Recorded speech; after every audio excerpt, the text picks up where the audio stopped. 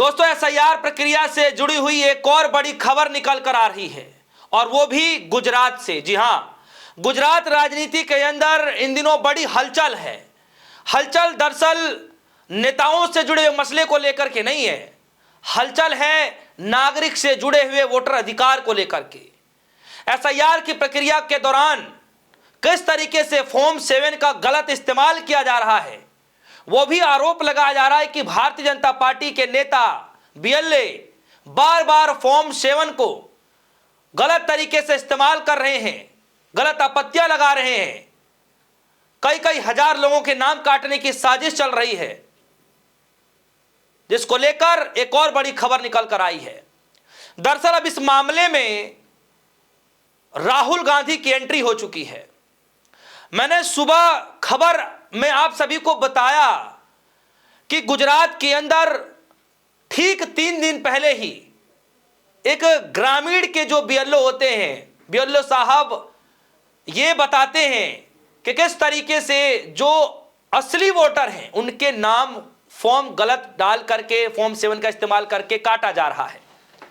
और ठीक कुछ समय के बाद जब हमने देखा कि जैसे ही इसकी पुष्टि की जाती है, तब कांग्रेस पार्टी बाकायदा इसको लेकर प्रेस कॉन्फ्रेंस करती है और यह बताती है कि फॉर्म 7 का जो इस्तेमाल किया गया है उससे न सिर्फ कई हजार लोगों का बल्कि लाखों लोगों का नाम काटा जा रहा है। इस बात की पुष्टि बार बार की जाती रही है, जिसको लेकर बाकायदा बड़ी प्रेस कॉन्फ्रेंस किया गया था।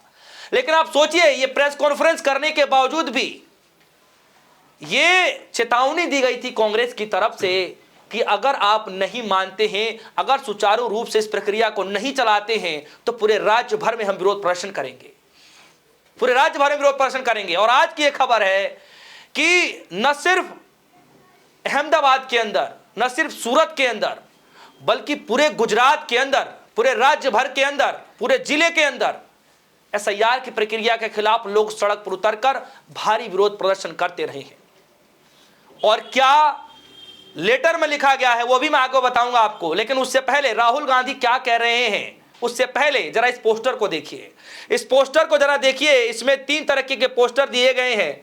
2 जो है वो लेटर है और 1 पन्ने का वो फॉर्म है जिसमें फॉर्म 6 और 6A कितने फॉर्म भरे गए हैं और फॉर्म 7 कितने तौर पर भरे जा रहे हैं। आप उसके आंकड़े जरा देखिए, अंतर देखिए, आप भी चौंक जाएंगे कि दरअसल चल क्या रहा है। जरा देखिए, कक्ष के अंदर जो फॉर्म 6 और 6A का जो फॉर्म भरा जाता है उसमें है तकरीबन 30,517 और जो फॉर्म 7 है 70,112, तकरीबन आधा से भी ज्यादा, यानी डबल का मार्जिन है। सोचिए, नए फॉर्म भरने के लिए कितने लोग आते हैं और फॉर्म काटने के लिए फॉर्म 7 का जो इस्तेमाल किया जा रहा है तकरीबन 70,000, वो भी सिर्फ कच्छ के अंदर। आगे चलते हैं, पाटन में देखिए, पाटन के अंदर 12,825 6A 6 फॉर्म भरा गया है और जो फॉर्म 7 है तकरीबन 46,794। आगे चलते हैं, अहमदाबाद 97,664 फॉर्म 6 और 6A भरा गया है, जबकि जो फॉर्म 7 है तकरीबन 2,40,549 और ऐसे ही तमाम राज्यों के अंदर से, मतलब तमाम जिलों के अंदर से तकरीबन 33 ऐसे जिले हैं जिसमें आप फॉर्म 6A जो भरा गया है और फॉर्म 7A जो भरा गया है वोट काटने के लिए गलत आपत्तियां जो लगाई जा रही उसको लेकर के विरोध प्रदर्शन आज किया गया है। ये आंकड़े देखने के बाद, सुनने के बाद हर कोई हैरान है। इसीलिए आज गुजरात कांग्रेस की तरफ से जो है बाकायदा लेटर लिखा गया है। लेटर में क्या कुछ लिखा गया है वो तो मैं आगे आपको बतलाऊंगा ही, लेकिन उससे पहले देखिए राहुल गांधी जी ने क्या कुछ कहा है। लिखा है, जहां जहां एसआईआर वहां वहां वोट चोरी। गुजरात में एसआईआर के नाम पर जो कुछ किया जा रहा है वो किसी भी तरह से प्रशासनिक प्रक्रिया नहीं है, यह सुनियोजित, संगठित और रणनीति वोट चोरी है। सबसे चौंकाने वाली बात और खतरनाक बात यह है कि एक ही नाम से हजारों आपत्तियां दर्ज की गई हैं। चुन चुनकर खास वर्गों और कांग्रेस समर्थक बूथों पर वोट काटे गए हैं। जहां बीजेपी की हार दिखती है वहां मतदाता ही सिस्टम को गायब कर दिए जाते हैं। यही पैटर्न आलंद में दिखा, यही राजौरा में हुआ और अब यही ब्लूप्रिंट गुजरात, राजस्थान और हर उस राज्य में लागू किया जा रहा है जहां एसआईआर थोपा जा रहा है। एसआईआर को एक व्यक्ति एक वोट के संविधान अधिकार को खत्म करने का अधिकार से बदल दिया गया ताकि जनता नहीं, बीजेपी तय करेगी कि सत्ता में कौन रहेगा। दोस्तों, क्या यह सच मान लिया जाए कि एसआईआर के तहत एक तरफ चुनाव आयोग ने कहा कि हम इसको शुद्धिकरण के तौर पर देख रहे हैं, हम इसको शुद्धिकरण कर रहे हैं, यानी उस वोटर लिस्ट को शुद्ध कर रहे हैं, जो भी गड़बड़ियां हैं, जो भी त्रुटियां हैं उसको दूर कर देंगे। लेकिन यहां पर हकीकत में तो कुछ और ही दिख रहा है। मृत बताकर कई मुस्लिम समुदाय के लोगों के नाम काट दिए जाते हैं। और यह घटना न सिर्फ राजस्थान की है, खुद गुजरात के अंदर, वो गुजरात जहां से प्रधानमंत्री मोदी जी आते हैं, वो गुजरात, वो गृह राज्य जहां से देश के गृह मंत्री अमित शाह जी आते हैं, सोचिए उस गुजरात के अंदर, उस अहमदाबाद के अंदर ये सब चीजें हो रही हैं, तो और राज्यों के अंदर क्या कुछ हो रहा होगा आप सोच सकते हैं। सोचिए आज पूरे दिन गुजरात के अंदर पूरे राज्य भर में विरोध प्रदर्शन किया गया, लेकिन उसके बावजूद भी इलेक्शन कमीशन चुप है, कोई जानकारी, कोई जवाबदेही नहीं बन पा रही है। यहां तक कि बंगाल के अंदर एसआईआर की प्रक्रिया को लेकर माहौल इतना गर्मा गया कि लोग सड़क पर उतरकर बैरिकेडिंग तक तोड़ देते हैं, और तो और रेलवे की जो लाइन है, पटरियां हैं, उस पर लेटकर विरोध कर रहे हैं, ट्रेन को रोकने की कोशिश की जा रही है। लेकिन फिर भी चुनाव आयोग चुप है। मजबूरन राहुल गांधी को इस मैटर में आना पड़ा है। खैर, आज जो लेटर लिखा गया, लेटर किस संदर्भ में किसको भेजा गया है, क्या विशेष है, विषय क्या है, जरा सुनिएगा।